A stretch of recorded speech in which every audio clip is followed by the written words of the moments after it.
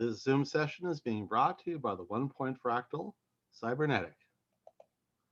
All right, for today we do properties of the trig functions and graphs of sine and cosine. All right, so we start with, and we'll, okay, we have the unit circle, angle theta, there's a point x by y. Cosine theta is x, sine theta is y. And the various reciprocals and ratios are secant. Secant is 1 over x, therefore 1 over cosine. Cosecant is 1 over y, therefore 1 over sine. Tangent is y over x, sine over cosine. Cotangent is x over y, cosine over sine. Now, since this is wobbling between plus and minus 1 for x and plus and minus 1 for y, it follows that cosine is between plus and minus 1. And secant is the reciprocal of cosine, so it's either less than -1 or at most -1 or it's at least 1.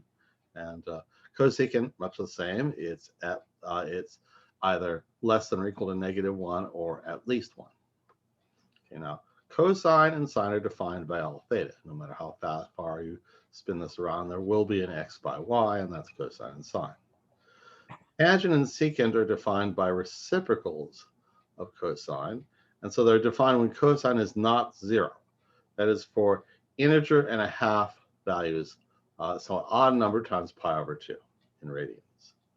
Cotangent and cosecant involve 1 over y, that's 1 over sine. So they're defined when sine is not equal to 0. And oh my goodness, I somehow managed to not have the number 0 in there. 2, 3, 1, 0. Honk. Okay, I'll change that in the canvas. Let's see. And let's see what else. Whenever you have an angle theta, if you add pi radians more to it, you wind up with an antipodal point. X by y becomes minus x by minus y. So therefore, cosine of theta plus pi is minus cosine theta. Sine of theta plus pi is minus sine theta. And the reciprocals also flip sign when you add theta radians. So I call this half period. These functions, cosine, sine, secant, and cosecant, have half period pi. You add pi to the input, the output turns into its negative. However, tangent and cotangent are reciprocal, are ratios of cosine and sine, so the negatives cancel out, and therefore tangent of theta plus pi is tangent theta. Ditto cotangent of theta plus pi is cotangent theta. And indeed, you can add any integer multiple n of pi to theta, and the tangent and the cotangent will stay the same. So tangent and cotangent have period pi. Now, if you add pi to theta, you get the opposite cosine and the opposite sine. So if you add 2 pi, you get back cosine. You add 2 pi to the angle, you get back for sine, you get back sine. And indeed, 2 pi times any integer, n, added to theta gives you the same cosine. Same goes for sine, same goes for the secant, same goes for the cosecant. This is known as period 2 pi. All these functions repeat with a period of 2 pi. So we'll see that cosine and sine are basically wave-like functions. And indeed, that's how how physics and engineering and etc. Models waves. Now, if you have an angle theta, here's a point x by y, and here's an angle negative theta, will be the same value of x, but it will be the opposite value of y. And so cosine of negative theta, that's the x, will be cos theta. And same for secant. Secant of negative theta will be secant theta. So these are what are known as odd functions, sorry, even functions. They stay the same when you flip the sign. Whereas sine, well, it's y and negative y, so sine of the opposite of theta, the opposite of sine theta. And ditto with its reciprocal. Cosecant of negative theta is negative cosecant theta. These are called odd functions. I like to say that these even functions absorb the negative and the odd functions transmit it. Now, tangent is sine over cosine. The sine changes, the cosine doesn't, so the ratio gets you an opposite.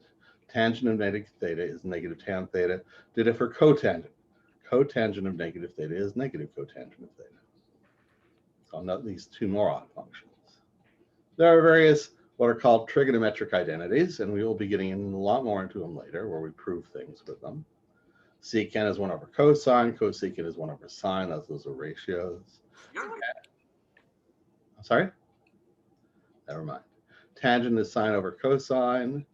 Cotangent is cosine over sine, so they're reciprocals of each other. There's also the fact that since we're x by y is on the unit circle, where x squared plus y squared equals 1, and x is cosine and y is sine. Therefore, sine squared plus cosine squared is always equal to 1. This is called the Pythagorean identity.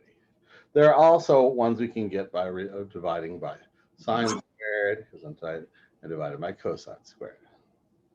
There's also the question of what sign a trig function is. In the first quadrant, acute angles, all trig functions are positive. In the second quadrant, with obtuse angles, it's still above the x-axis, so y is positive, and that means sine.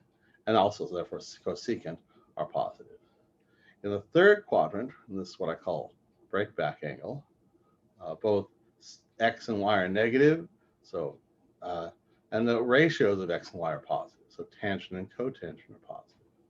And the fourth quadrant, almost all the way around, what I've called a Pac-Man angle, is to the right of the y-axis, so x is positive, so cosine is positive, and so is secant. So this gives you a sense of what the signs of these functions are. All right, now we start off from some examples. Okay, here this asks for this, what is sine of 405 degrees? Since sine has a period of 2 pi radians, which is 360 degrees, we can subtract 360 to 400 from 405 degrees. They'll get the same value of the sine. That'll be sine of 45 degrees. And we look at the isosceles right triangle with a 45-degree angle in this corner, 1, 1, and root 2 of the sides. And the sine is opposite over hypotenuse, 1 over root 2. Here we have tangent of 19 pi over 6.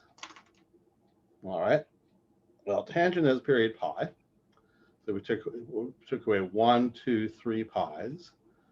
You get the same value of tangent, 19 pi over 6 minus 3 pi. This works out to tangent of pi over 6. Now, pi over 6 is 30 degrees. Here's a 30, 60, 90 triangle with opposite side 1, adjacent side root 3, hypotenuse 2. The tangent is opposite over adjacent, 1 over root 3.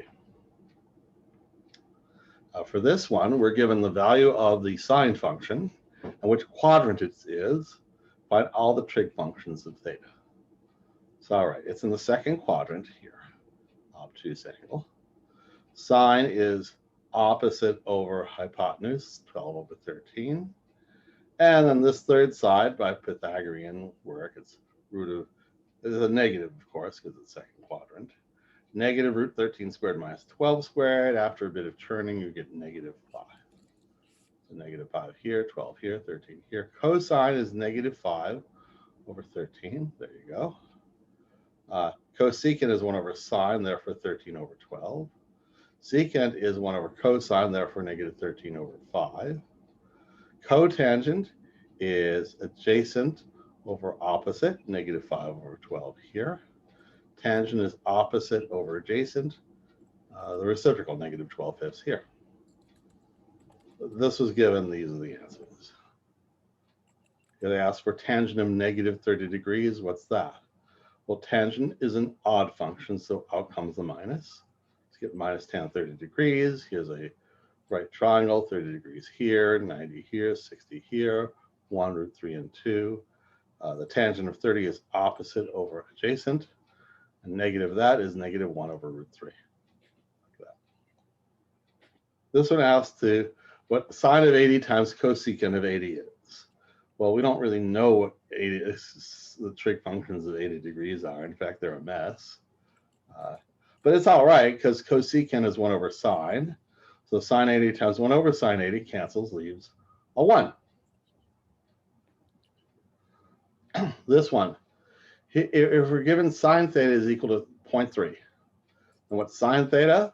Well, sine theta plus 2 pi, plus sine theta plus 4 pi. Well, sine has period 2 pi, so these won't change the value. You'll get sine theta plus the same thing, sine theta, It's the same thing, sine theta. So 0.3 plus 0.3 plus 0.3 makes 0.9. You have tan theta equals 3. What's tan of theta plus tan of theta plus pi plus tan of theta plus 2 pi? Well, tangent has period pi. So these two are both equal to tangent. Tan theta plus tan theta plus tan theta. That'll be 3 plus 3 plus 3 makes 9. Now this one's a little trickier. Sine of 1 degrees plus sine 2 degrees plus sine 3 degrees, all the way around the circle almost to sine 359 degrees is what?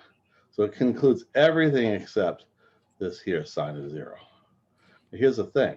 359 and 1 degrees have opposite values of the sine.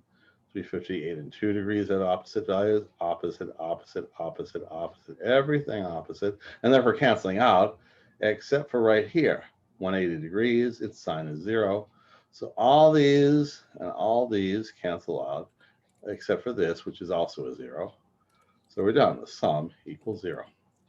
Now the book will have you cosine of all that. Cosine of 1 degrees plus cos 2 degrees all the way up to cosine 359 degrees.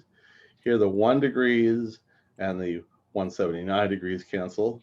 2 degrees and 178 cancel. Cancel, cancel, cancel, cancel, cancel, cancel, cancel. Sine, cosine 40, cosine 90 is 0 degrees. These all cancel except for that. Then there's this last one. So what will be left over is cosine of 180 degrees, and I'll leave you to figure that out.